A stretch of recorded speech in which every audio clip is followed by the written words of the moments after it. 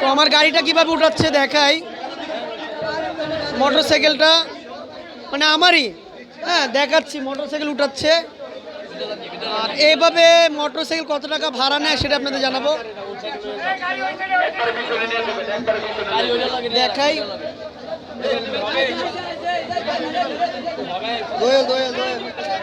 ভালো, আলহামদুলিল্লাহ।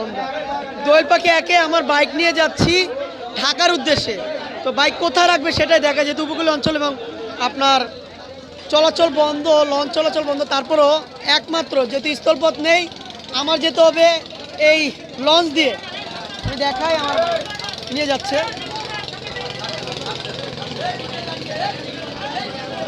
বাইক নিয়ে, এখানে একটা বাইক না দুইটা বাইক রয়েছে।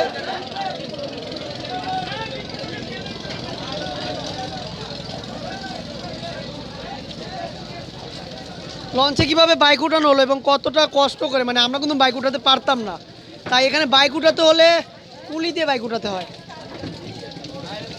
আটটুই পাশে নাকি আবার রোলিং হবে, রোলিং হবে নাকি,